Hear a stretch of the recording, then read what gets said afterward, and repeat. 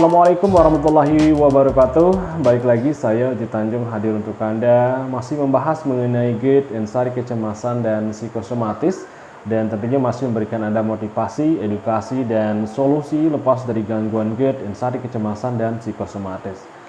Kemudian buat teman-teman subscriber saya tanpa terkecuali dari Sabang sampai Merauke, ya, saya doakan Anda semuanya segera sembuh, segera membaik, dan tentu sensasi-sensasi yang disebabkan oleh gangguan asam lambung ini segera berakhir teman-teman, ya, segera mereda.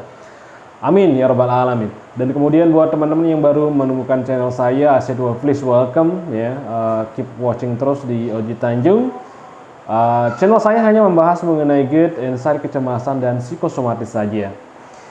Dan tentu jangan lupa untuk di like, di subscribe, di share, ya, ke sosial media manapun. Dan saya harap teman-teman yang baru bergabung untuk di scroll down di video saya yang sebelumnya, karena lumayan banyak ya video yang sudah saya buat mengenai permasalahan GERD, anxiety, kecemasan, dan psikosomatis ini. Jadi saya minta mungkin teman-teman bisa mempelajari, mengambil ilmunya, mengambil edukasinya, serta mengambil solusinya ketika teman-teman mengalami gangguan ini, teman-teman. Nah, baik, di video kali ini saya akan membahas mengenai kumat lambung, teman-teman, ya, kumat lambung, karena banyak sekali teman-teman yang berkomentar, ya, menanyakan tentang hari ini membaik, beberapa hari kumat lagi, ya. Padahal video yang saya bahas ini sudah saya bahas di video sebelumnya. Akan tetapi ya, seperti yang saya rasakan dulu, ya, sebagai penderita GERD, anxiety, kecemasan, tidak hanya bisa sekali diberikan atau diberikan pengarahan, teman-teman, ya, harus berkali-kali. Jadi saya harus memupuk, ya, pola pikir teman-teman ketika teman-teman mengalami hal ini, tidak terlalu cemas lagi seperti itu, ya. Karena ketika kecemasan datang, tentunya asam lambung akan meningkat kembali, ya. Baik, yang membuat Anda kumat di sini, ya, atau kambuh dari lambung itu, yang dominan itu adalah makanan, ya. Makanan yang tidak cocok yang Anda konsumsi, begitu Anda konsumsi beberapa menit, ya, atau 2 jam setelahnya Anda merasakan kelayangan, ya, sempoyongan, dan sensasi-sensasi yang lain.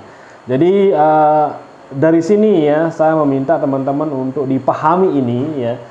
Jangan sampai ketika makanan ini sudah tidak cocok, kemudian di sesi waktu makan selanjutnya Anda masih mengkonsumsinya. Jadi sudah tentu, ya, Anda merasakan hal yang sama setelahnya. Nah, jadi untuk itu teman-teman saya minta harus diperhatikan ini baik-baik, ya, mengenai makanan yang tidak cocok ini, karena saya dulu seperti itu, teman-teman, ya. Baik, kemudian ketika mengkonsumsi makanan, setelah beberapa jam kemudian saya kumat seperti itu, dan saya pun tidak paham dengan itu, ya. Akhirnya saya anggap makanan itu cocok, di waktu makan berikutnya saya makan lagi, dan yang saya ketemukan setelah beberapa jam kemudian saya merasakan hal yang sama. Nah, jadi saya telusuri, ya, selidiki, ya, bahwa yang membuat kita kumat itu adalah makanan yang sudah kita konsumsi, baik yang kita sudah konsumsi setelahnya atau 2 jam setelahnya. Nah, jadi untuk itu teman-teman, ya, sekali lagi untuk diperhatikan hal tersebut, ya, jangan sampai Anda mengkonsumsi lagi atau Anda harus skip makanan tersebut. Itu yang pertama, ya. Sedangkan yang kedua, makanan yang sifatnya akumulasinya pendek, ya. Akumulasinya pendek di sini maksud saya, ketika teman-teman sudah memakan makanan ini 1 kali, 2 kali, nggak masalah, teman-teman, ya. Anda masih aman, jadi nggak ada sensasi. Akan tetapi ketika Anda mengkonsumsinya di 3 kali, Anda merasakan sesuatu yang berbeda di tubuh Anda. Artinya lambungnya kambuh atau kumat.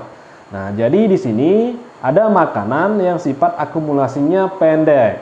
Itu yang perlu harus Anda pelajari, ya, teliti, ya, sebaik mungkin. Dan kemudian juga ada yang sifat makanannya ini yang tidak cocok ini akumulasinya panjang sampai berhari-hari. Nah, mungkin teman-teman menganggap bahwa makanan yang Anda konsumsi itu aman, akhirnya besoknya Anda buat lagi seperti itu ya, makan makanan yang sama. 2 harinya buat lagi makanan yang sama, 3 hari, 4 hari, 5 hari, akhirnya kumat. Nah, seperti itu.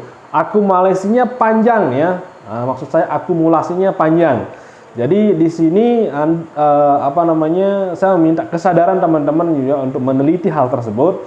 Jangan sampai apa yang Anda dapatkan ya atau Anda temukan ketika mengkonsumsi makanan, tapi teman-teman tidak sadar dengan itu.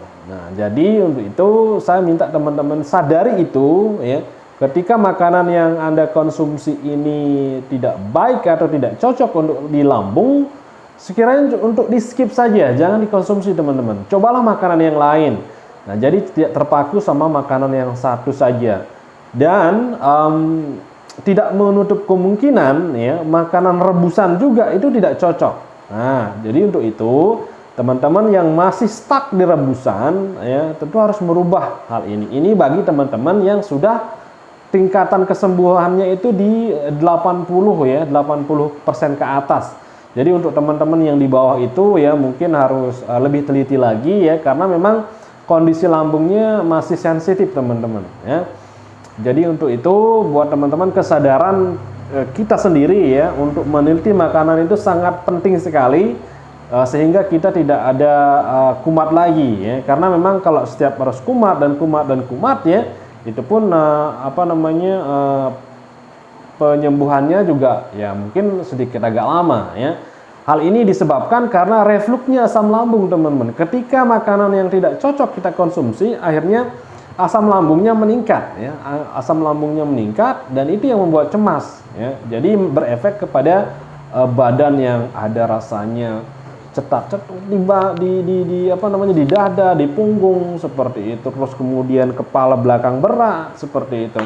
Satu contoh misalnya ya, saya dulu karena memang saya harus teliti makanan teman-teman ya, ada ikan mujair nih ya, ikan mujair saya bakar. Di awal konsumsi itu aman teman-teman ya, aman. Terus kemudian saya merasa aman, itu akhirnya saya konsumsi lagi ikan mujair bakarnya. Akan tetapi karena terakumulasinya panjang ya, berhari-hari saya konsumsi itu, akhirnya saya dapat sensasi seperti kepala belakang nih berat nih ya, tegang nggak karuan seperti itu. Jadi saya pikir ini adalah dari ikan mujair tersebut. Akhirnya saya stop mengkonsumsi itu. Setelah beberapa hari akhirnya rasa yang di kepala belakang itu menghilang secara otomatis ya, secara pelan-pelan tapi ya akan menghilang seperti itu. Nah, jadi untuk teman-teman ya, harap untuk diperhatikan semua yang dikonsumsi. Ketika ada sensasi yang dirasakan setelah Anda konsumsi makanan, untuk itu harus di stop ya. Kemudian cobalah makanan yang lain. Jangan ragu untuk mencoba makanan ya, karena saya tidak ingin teman-teman ini terperangkap di eating disorder ya, karena saya merasakan hal ini. Teman-teman selalu rebusan setiap hari, bahkan saya mungkin sampai bertahun-tahun ya saya rebusan ya. Akhirnya badan saya ngedrop turun drastis dari 80 ke 54 pada waktu itu. Jadi ini pelajaran yang sangat berharga buat teman-teman. Jangan sampai terperangkap dengan hal itu. Cobalah makanan yang bergizi ya, daging juga boleh ya. Tapi untuk lemaknya untuk di skip dulu. Boleh makan lemaknya untuk teman-teman yang sudah tingkatan kesembuhannya di 90% ke atas. Akan tetapi limit ya, sedikit saja. Jadi untuk menambah nanti BB ya akan bertambah seperti itu. Nah, untuk itu sekali lagi ya, kesadaran dari teman-teman sendiri, sahabat-sahabat semuanya untuk lebih peka memilah-milih makanan ini. Jangan sampai Anda ragu ya, tentunya sekali lagi untuk memilah-milih makanan. Cobalah makanan tersebut, karena setiap orang yang menderita GERD, anxiety, kecemasan, dan psikosomatis ini, kecocokan makanannya itu berbeda-beda. Contohnya seperti saya aman kopi kok ya, saya aman kopi. Belum tentu ya, tentu orang yang lain aman di kopi. Nah, seperti itu. Tapi memang karena saya sudah menyetop kopi ya, udah lama saya stop, sekitar sejak saya menderita gangguan ini, saya udah nggak ngopi. Kalau dulu sebelumnya saya emang raja kopi, itu Nescafe, kemudian kopi-kopi instan yang lain, ini bukan iklan ya. Sampai saya itu satu gelas itu saya pakai 2 saset teman-teman, very strong coffee. Tapi karena itu memang semenjak saya menderita gangguan ini ya, akhirnya kopi saya stop, sampai sekarang pun saya tidak mengkonsumsi kopi. Kadang-kadang ya mungkin ada istri atau teman-teman yang lain ya ngopi, saya nimbrung seperti itu, tapi nggak banyak ya, cuman nyicip aja seperti itu. Tapi so far itu aman ya, karena saya pernah mencoba dulu 1 gelas, aman teman-teman ya. Jadi untuk itu setiap orang yang menderita lambung itu kecocokan makanannya berbeda-beda. Sekali lagi saya tanamkan ke teman-teman ya, cobalah terus makanan, jangan sampai Anda terus mantang.